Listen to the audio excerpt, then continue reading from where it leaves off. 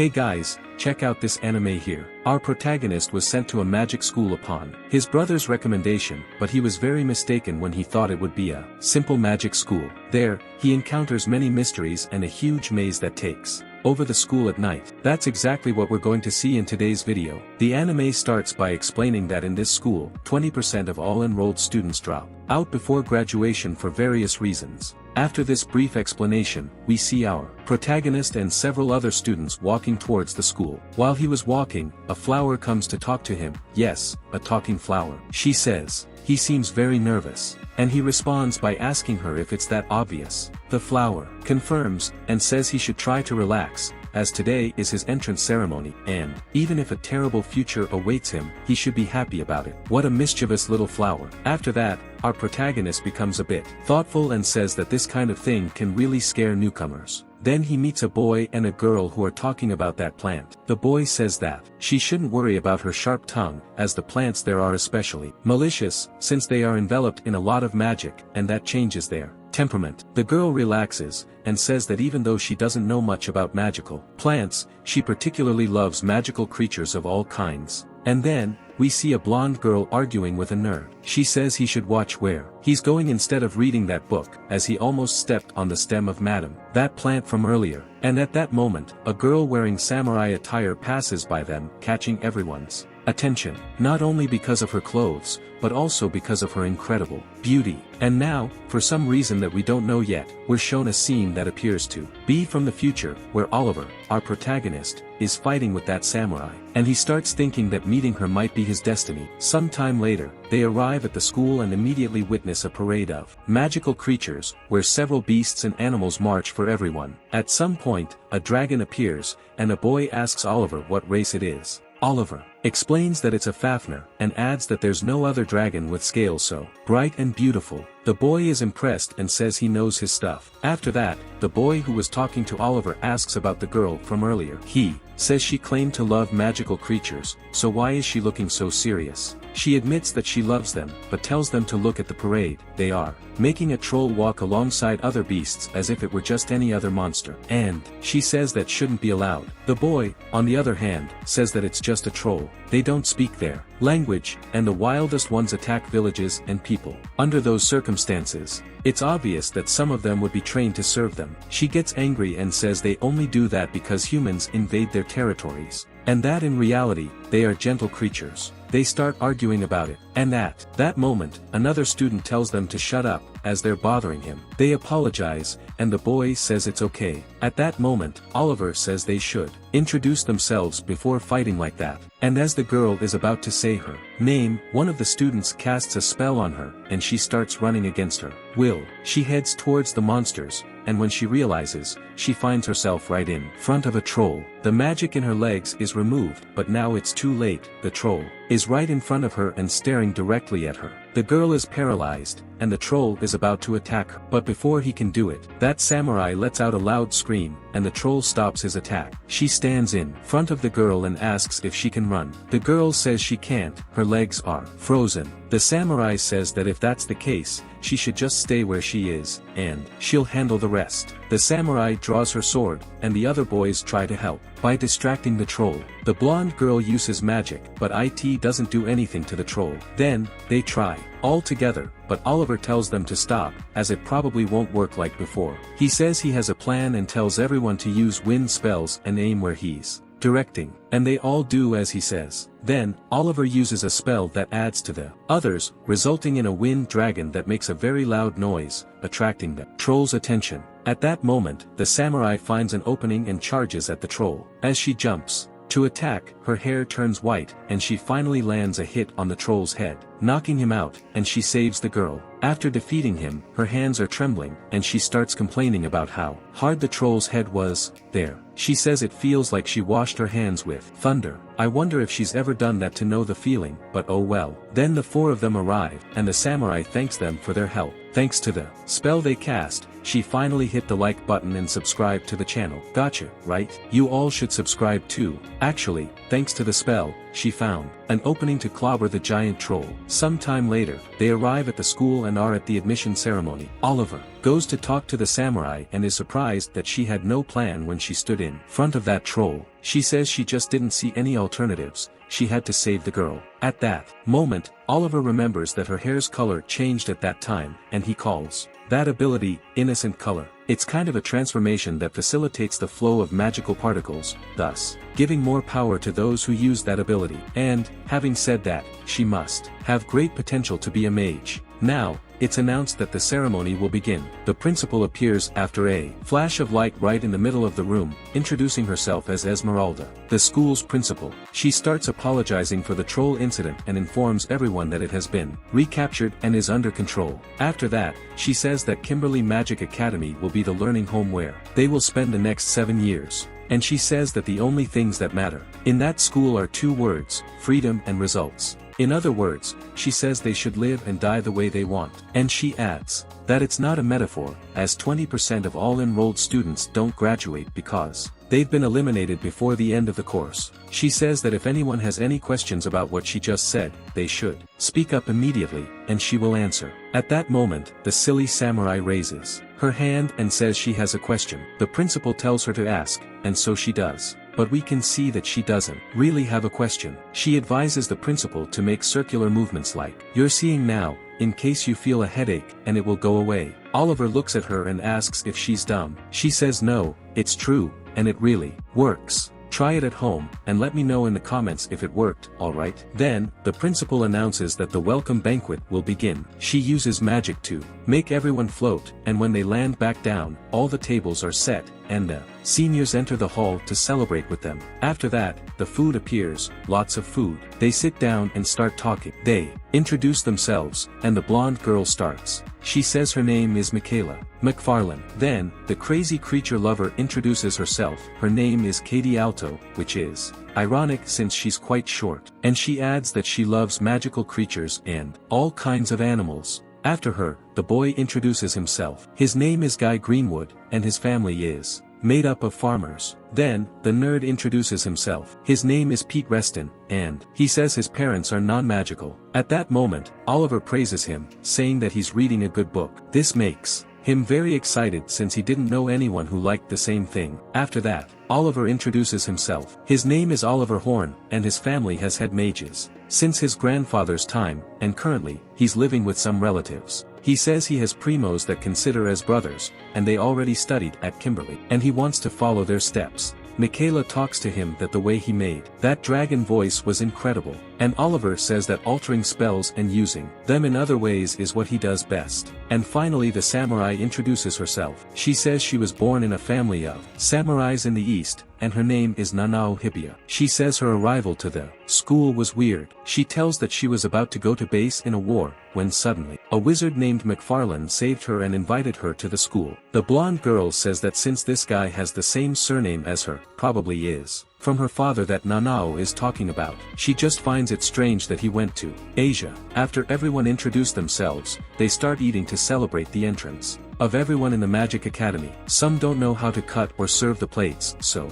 Oliver ends up being the waiter for everyone there. Later, already at night, Oliver observes the clock and sees that it is a little crazy. He realizes that there are clock deceivers there, and for this, he must pay attention, not to lose the schedule of things. Here we see that he is sharing the room with Peter. Oliver decides to take a walk outside just before dawn. When he leaves, a voice talks to him, and asks why is he leaving so early. Oliver replies that he just wanted to take a look at the school while everything is still quiet, and asks who she is. The girl tells him not to worry. She is just a secret agent sent by Gwyn, Oliver's brother. She received orders to observe him until he gets used to the place. Oliver asks her name, and she says it's Teresa Karst. And after that she goes away. Oliver keeps walking until he arrives at a fountain, and guess what he finds there? Yes, exactly what everyone's thinking. A naked samurai bathing in the school's fountain. It was obvious, right? I bet everyone thought of that. At that moment, Oliver is paralyzed as he looks at her. But then he uses his wand to create a barrier so that nobody can see her naked. After that, he asks what on earth she's doing there since it's not a place for taking baths, and it's right in front of the male dormitory. She says it's no problem if people see, and we can see that she's fully covered, just as we suspected. But she explains that she's not just taking a bath, she's purifying herself from the blood spilled during the last war. Oliver observes that she has many scars, and she mentions that there were tough battles during the war. Nanao apologizes for him seeing this kind of thing, and as Oliver observes her, he is reminded of someone else we still don't know. Nanao finishes bathing, and Oliver offers his cloak for her to cover herself, and she thanks him. In his thoughts, he says he just met a pure and innocent girl with a faint scent of blood that nothing could remove. And today's video starts with one of the teachers welcoming them to the sword arts class. Before beginning the class, he provides an overview of what these sword arts are. The teacher asks if anyone can explain what it's about, and right away Pete, being the nerd he is, volunteers to explain. While he is introducing himself, some students start teasing him, saying that the nerd won't do anything in life except study. They also say that he wants to be the teacher's pet on the first day. Oliver notices the bullies making fun of his friend, but decides not to do anything for now. Then Pete starts his explanation. He says that sword arts are techniques performed with swords, as the name suggests. The use of swords by magicians began around 400 years ago when a magician was defeated by a non-magician in a one-on-one duel. Since then, magicians have carried swords to deal with close-range attacks or when they don't have time to cast a spell. They can also fight with the sword and use non-enchanted magic to distract or blind their enemy, making magicians' battles much more dynamic, and this style became the standard up to today. The teacher agrees that his explanation is correct and informs them that on the first day, he chooses 2 students who already know how to use swords to duel each other. Then he asks who volunteers for this. Without hesitation, Nanao steps forward. And then, one of the bullies who were teasing Pete also offers to participate in the duel, clearly intending to gain advantage over Nanao and gain fame for it. Oliver notices this and quickly raises his hand, saying he will fight Nanao, as they have a connection from fighting together against that troll we saw in the previous video. The guy gets angry and tells Oliver not to interfere, but Oliver stands firm and says he's the one who shouldn't interfere. The sly guy tries to mock Oliver and says he was stupid for fighting the troll, claiming that in this situation, it's best to wait for the instructors to handle it. Oliver agrees, saying that's a rational decision. He asks if that's what the guy would do when his friend is about to be destroyed. With this question, Oliver puts the smart aleck in his place, and he gets angry. Just as he was about to ramble on, Chella interrupts and says that if he's so eager to fight, he should fight her. Chella adds that everyone would be much more impressed if he defeated her instead of Nanao, and she immediately asks if he's afraid to fight her. To avoid looking weak, the guy accepts the challenge, and so it's settled. Oliver will fight Nanao, and Chella will fight the foolish guy. The teacher approves, and soon the first duel between Oliver and Nanao begins. Before they start, the teacher casts a spell to make the attacks non-lethal, so they won't get hurt. The one who lands a fatal blow to the chest or head will win. And he reminds everyone that student duels can only be fought in this way. Anyone caught dueling without the non-lethal spell will face severe punishment if they don't eliminate themselves in the process. The duel begins, and Oliver thinks about taking it easy since Nanao isn't good with magic and doesn't know sword arts. However, Oliver is in for a surprise. Nanao is really skilled with the sword. She gained a lot of experience fighting on real battlefields. Oliver is under a lot of pressure from Nanao. She's really impressive. He realizes he can't take it easy and starts using magic in the fight. It's clear that both of them are extremely strong, and at one point, when their swords cross, there's even a shockwave in the ring. They continue having an amazing battle. Oliver realizes this is no ordinary duel. He also notices that Nanao's sword has been bathed in the blood of many people, and there have been quite a few. In the middle of the fight, they back away, and Nanao begins to get emotional for some reason. For a brief moment, there's a tension between them. Nanao thanks him deeply for having such a magnificent battle. Then they focus on their final attacks. With his thoughts filled with sword craziness, Oliver says he's going to fight with everything he's got against her, until one of them bites the dust. These two have some crazy ideas, man. Unfortunately for them, or maybe fortunately, the teacher interrupts the fight before they can attack each other. The teacher, angry, asks if they don't remember him telling them not to eliminate each other. He says that even if unintentionally, they've broken the non-lethality spell. Oliver, confused, asks himself what on earth they were trying to do.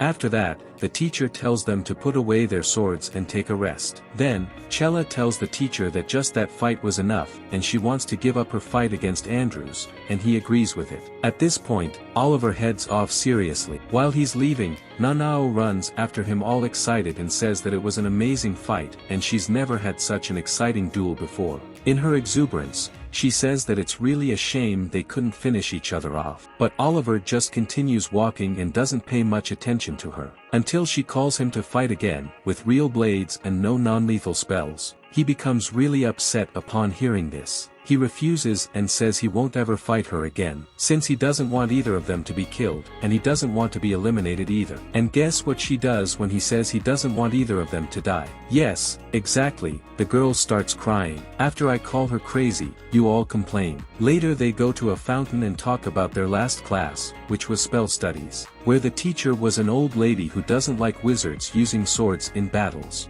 After talking a bit, they move on to the next class, magical biology. Katie is really excited, as she loves magical creatures and animals in general. She says she's been looking forward to this class all day. The teacher starts talking in a frightening tone, saying that in her class, magical creatures are viewed merely as resources, and one or two usually end up as food and drink, and they will learn how to best exploit these creatures. She then summons the creatures that will be used in today's class, giant silkworms, those caterpillars you see there. Basically, in today's class, they have to channel magic into the creatures to make them produce silk. But it's not that simple. If they put too much or uncontrolled magic, the cocoon will turn black and a mini demon will come out. If that happens, they have to burn the creature on their own. The teacher also mentions that they can't receive help from any other student, and if they disregard this rule, they'll lose points. The students start, and some are more skilled than others. In her thoughts, the teacher notes that this year's class has improved significantly, as no one has been bitten so far.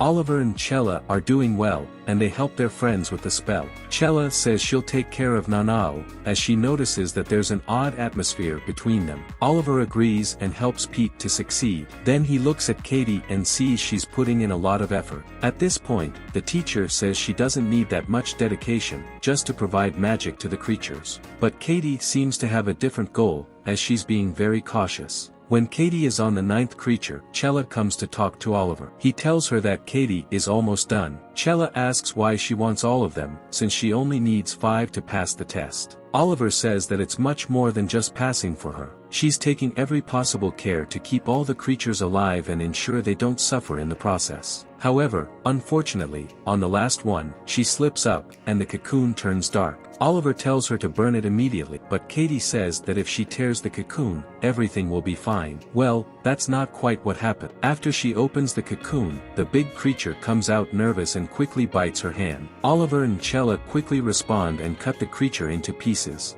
The teacher soon arrives and says they'll lose points for helping her. Later, Katie apologizes to Oliver for making him accompany her to the infirmary. Oliver says it's all right, and then starts talking about his life to her. She says her family had many animals, and that's why she's loved animals and magical creatures since she was young. That's why when she sees an animal or creature suffering or injured, she can't stand it. And that's why she tried so hard to keep all the creatures alive in the previous class. Then Oliver comforts her, but says that the path she's chosen is really tough. But it's noble of her, almost like she's an angel. When he says this, her heart beats faster, and we see that our protagonist has a way with winning over the ladies. Then he tries to disguise it and opens the door. He shows her that she's not alone, there are many friends she can count on. Later, they go to the refectory to eat. While they're talking, they notice Nanao is feeling down, and we already know why, right? At one point, Pete remembers he left his book in the classroom and says he'll go get it. But before he leaves, Oliver and Chella get up and say they'll go with him, as the school can be dangerous at night. Pete's a bit bothered, but eventually accepts their help.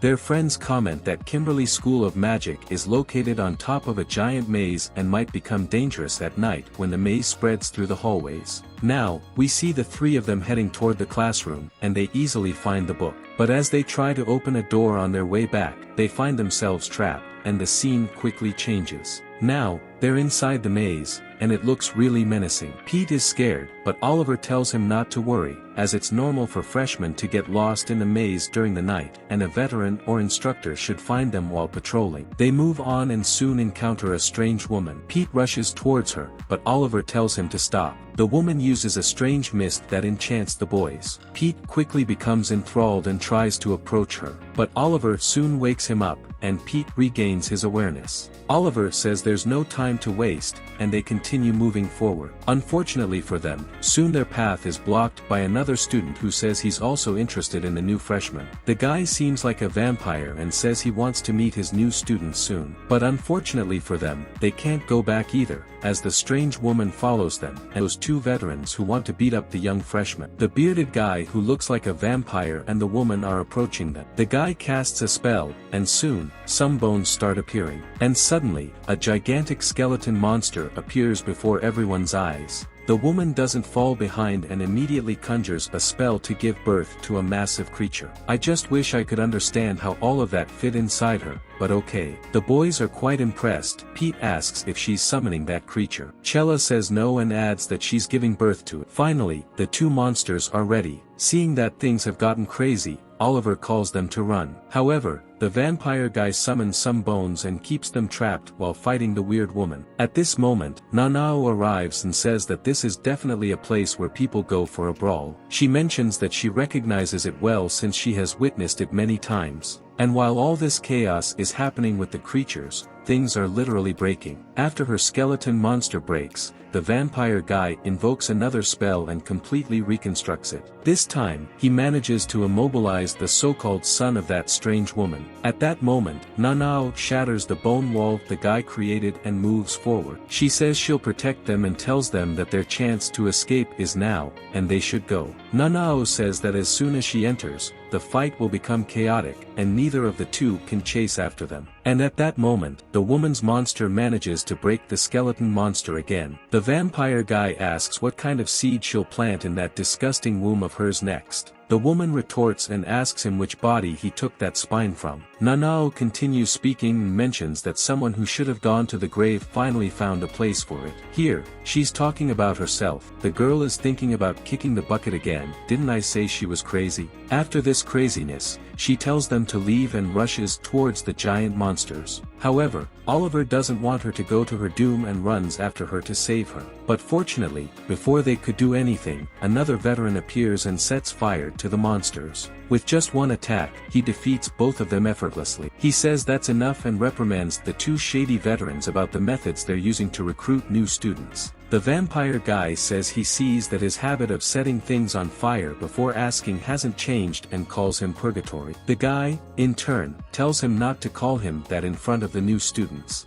He then reassures our freshmen, saying they shouldn't worry because he won't let them lay a finger on them. And he swears by his name, Alvin Godfrey, the student representative of Kimberly. Then, another woman suddenly appears behind the weird creature and tells her it's better to listen to him. She introduces herself and says her name is Carlos Whitrow, a fifth-year delegate and a veteran. Man, the girl's name is literally Carlos. She says it's a pleasure to meet them. Alvin dismisses them and tells them to go back into the depths of the maze. After that, they are released and taken outside. Once outside, Oliver grabs Nanatsu by the collar and asks if she's crazy to want to go to her doom. He says he felt like she really wanted to kick the bucket and did it on purpose. Oliver is really upset because he doesn't want to lose his friend. His other friends tell him to calm down, and they go to a fountain to talk more calmly. Nanatsu says that Oliver was right, and she tells them that she lost attachment to her life a long time ago. She says it all feels unreal, like a dream, and she just wants to end it all at once. She tells a bit about her last battle. She and her comrades fought against an army of 50,000 men, and at some point, she managed to reach the enemy's rear. Before reaching the shogun, who is like a king, she battled a guy and easily defeated him. After that, she was surrounded,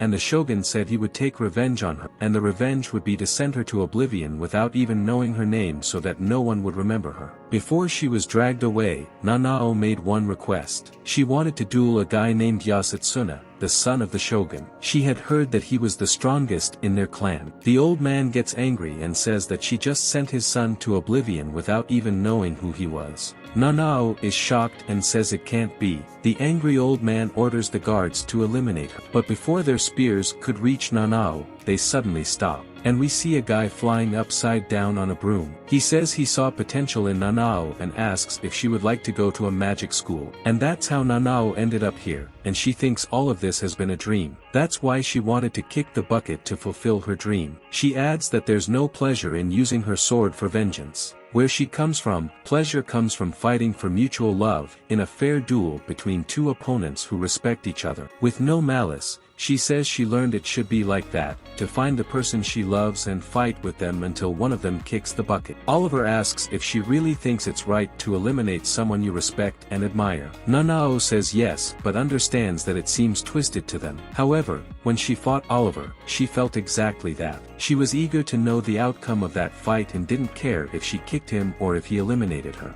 Now it's official, she's really out there, isn't she? She says that's why she was so sad when he rejected that idea. It hurt a lot, and it left her with a deeply wounded heart. Since then, she started to desire losing her life. She says she fell in love with him and his sword. Okay, I admit, that does sound a bit weird. Chella says she truly thinks like a warrior but says she can't allow it because they're friends. She says she'll teach Nanao a different way to live. From now on, she should look at Oliver as a person, not just at his sword. Yeah, right there. Chella also says she'll teach her a new way to live, and she should be very happy with her new friends. Nanao accepts and apologizes. She says she won't try to throw her life away anymore and asks them to please teach her how to live in this place. Oliver says it's no problem, and they'll always be by her side. The next day, they go to class. While walking, Nanao gets very close to Oliver, almost bothering the boy. Could it be? Nanao says they told her to look at the person and not the sword, and now she's doing that.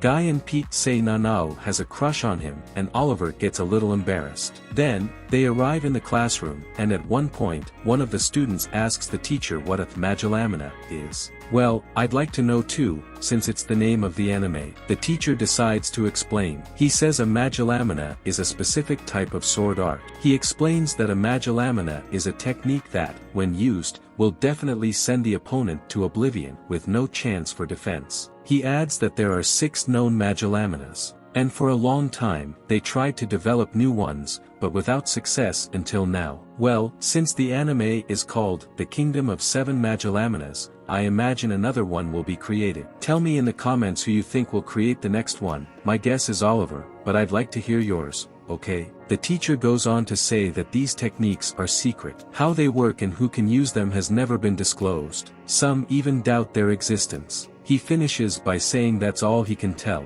Next, Andrews, that troublemaker from the first episode, appears and comes to pick a fight with Oliver. Oliver says he's not looking for a fight, but the guy keeps provoking him. At one point, Chella shows up and scolds the boy. He tells her to shut up and says he's talking to Oliver, not her. Oliver then asks what he wants, and he says it's obvious, he wants a duel. Oliver accepts, and they go. But before they leave, Nanao complains to Oliver, saying she doesn't like what he's saying. She says he shouldn't lose on purpose and should fight with all his might. Andrews gets mad when he hears that Oliver might take it easy on him and asks if Oliver considers him so inferior that he pities him and won't take it seriously. After the class, Chella and Oliver talk. Chella says she has known him for some time and knows him well. He always wants to be the top dog and fears losing his place. After that, Pete comes in a panic, saying Katie has disappeared. Afterward, we learn that she heard they were going to send a troll that attacked her to oblivion. She rushed to stop it from happening. The guy responsible for eliminating the troll tells her to get out of the way. She says she won't, and he asks for her name. She tells him, and he says it makes sense now, considering her parents are as dumb as she is. Katie says she'll pretend not to have heard the insults about her parents but wants him not to send the troll to oblivion. He tells her to leave, and she doesn't. He says he'll use force if necessary and uses the pain spell on her, causing her to fall to the ground in pain. He tries to do the same with Katie's friends,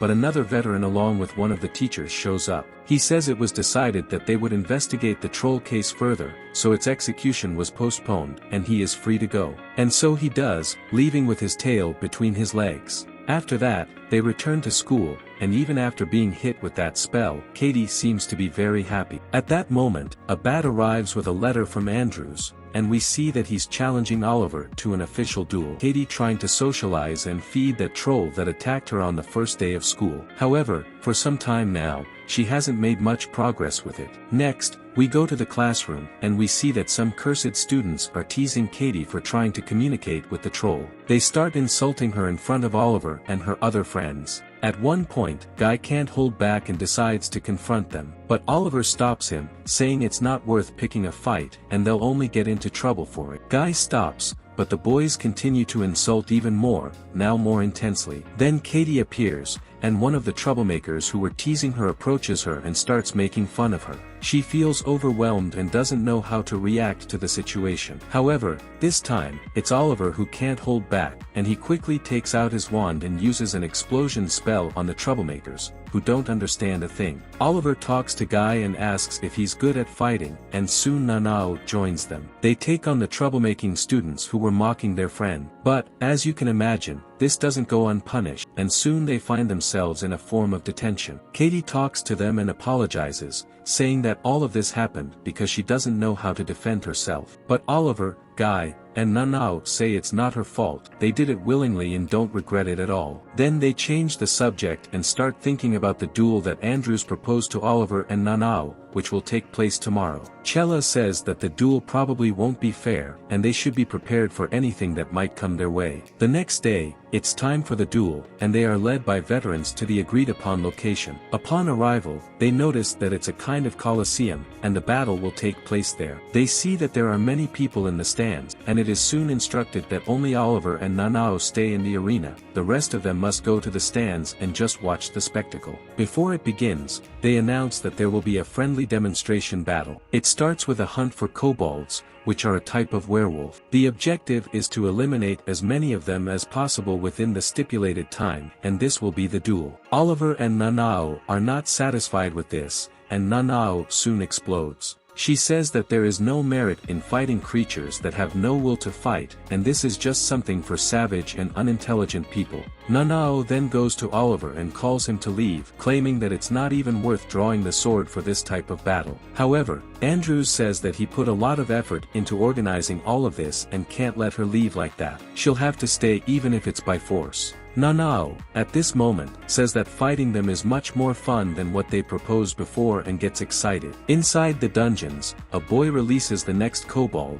but instead, a terrifying monster is there in place of the kobold. Take a look at it. I think the Sesame Street's Garibaldo took some steroids to become a monster like that. The monster attacks the boy and throws him into the arena badly injured. The creature then goes on a rampage, attacking everyone in its path. Nanao asks Oliver what it is, and he says it's a Garuda, an epic and very dangerous monster. Andrews, seeing the creature, says everything is wrong, and he never wanted a creature like that in the duel. They try to attack the creature, but it easily defeats anyone in its path until it comes after Andrews and tries to attack him. Fortunately for the spoiled magician, Nanao appears and blocks the monster's attack, and look at her expression, man, while everyone is terrified, she's thrilled to fight it. She continues to fight the monster, and at one point, it uses a special attack that would have hit Nanao, but Oliver enters the battle and uses a wind spell on Nanao to prevent the monster from hitting her. After that, the monster goes after Oliver,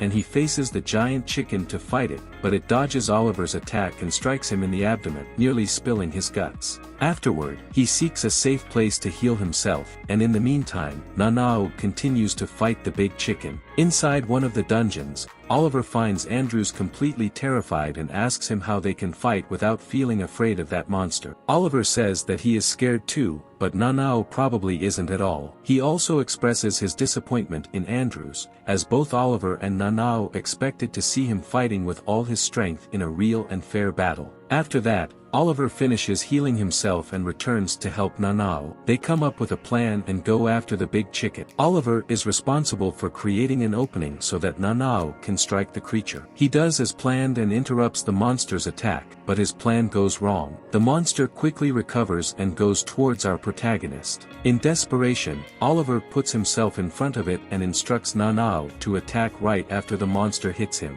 And so he gets ready to sacrifice himself, but just before he goes under, Andrews appears and uses a wind spell to send the monster far away. After that, Nanao finds the blade she needed and goes after the giant chicken. She jumps and slashes the blade on the chicken's neck, cutting its head off. And thus, they manage to defeat the epic monster. After defeating it, Oliver thanks Andrews and says they only won thanks to him. The boy begins to open up and admits that he was very afraid to fight, but he was even more afraid of bringing shame to his clan, and he asks them how they can fight that and feel no fear at all. Nanao explains that her samurai way doesn't allow her to run away from her enemy, no matter who it is. And so, they kind of resolve their issues. And do you remember the challenge I mentioned at the beginning of the video? Well, it's here now. The Garuda they defeated was sent by this woman who appears on the screen. Can you guess who this person is? Pause the video right now and comment who you think it is. In a moment, you'll find out who it is, and I bet only a few will guess correctly. While you're down there, give that like button a click and subscribe. The next day, Katie goes to feed the troll as usual, and the veteran who befriended Katie admits that she admires Katie's dedication but thinks it's impossible for him to eat or socialize with her. However, before she can finish speaking, Katie screams, and the veteran sees the troll enjoying the food she put out. Later, in the cafeteria, many boys and girls approach Nanao. It seems that after the battle with the Garuda, Nanao has become quite popular among the students. But Katie feels uncomfortable, as Oliver also fought and is not receiving any recognition for it. I don't know about you, but I think Katie likes Oliver. Chella says she understands Katie and suggests that Oliver deserves a reward. She decides to give him a kiss as a reward for his victory against the monster. Oliver is surprised, and Katie gets very jealous. Then, Nanao arrives and asks what's going on. Chella says she's giving a kiss to reward Oliver for yesterday's battle, and then Nanao goes to Oliver and kisses him on the cheek, making Katie even more jealous. Nanao says it's now his turn, and since she fought too, she also deserves a kiss. Oliver says there's no way around it and moves closer to kiss her, but just as he's about to do so, a girl appears and calls for Oliver. He looks at her and realizes she's his cousin. She also gives him a kiss and then says she just came to say hello. Meanwhile, Nanao is still there, waiting for her kiss. Afterward, they go to the potion class, and the teacher explains that potions can be very dangerous, so they should pay attention to all the details. Surprisingly, Oliver does very well, and after he finishes his own, he helps his classmates. At one point, he notices one of the students messing up, and he quickly goes to help him. Suddenly, many people start having problems with their potions, and Oliver quickly solves all of them. After helping Pete, the teacher congratulates Oliver and says he seems like a potion expert, asking for his name. At the end of that class, Andrews gives Oliver some advice, telling him not to give too much credit to that teacher, as he has a habit of exploiting talented students. Later, a girl calls Oliver's group over to talk and admits that she was the one who cast the spell on Katie on the first day of school, the spell that made her run towards the troll. When revealing this, she apologizes and says she was forced to do it, but she doesn't know who forced her. After that, Katie goes to feed the troll again, and surprisingly, IT starts talking to her. The troll advises her to stay away, saying that the person is dangerous. At this moment, in the background, you can see the veteran who approached Katie. And now I doubt you don't know who the mysterious person from the challenge is. After that, Oliver connects the dots while talking to Nanao and realizes that Katie is in danger. Upon arrival at the location, they only find her sword, and the ogre says that the girl took her. He also mentions that he thinks she took Katie to the underground labyrinth, and so Oliver and Nanao head there. In the labyrinth, Oliver thinks about calling for Godfrey, the student representative who saved them in one of the previous episodes. But before he can call him, some kind of dust surrounds them and teleports them to a room. There, they encounter Milligan, the strange girl who had approached them earlier. She says she experimented with that troll and finally got it to speak, but it never spoke to her. Recently, Katie was able to make it talk, so she wants to open the girl's brain to understand how she did it. Obviously, Oliver and Nanao don't agree with this, and Nanao advances on her. However, The girl reveals her other eye and uses a special ability that begins to petrify Nanao, but Oliver manages to cancel the spell, and Nanao returns to normal. And now they're in for a really tough battle, but we'll only see that in the next episode. Today's video ends here, and if you liked it, please subscribe and hit the notification bell so you won't miss when the continuation of this video is released. Also, give that like button a click, it really helps me out. As always, for those who stick around until the end of the videos, I've left an incredible video on the end screen. It tells the story of Pastry, a baking prodigy who was sent to oblivion and reincarnated as a noble in a world of fantasy and magic. In this new world, he tries to create the land of sweets he always dreamed of. Click here on the screen and check it out, okay? Until next time, take care.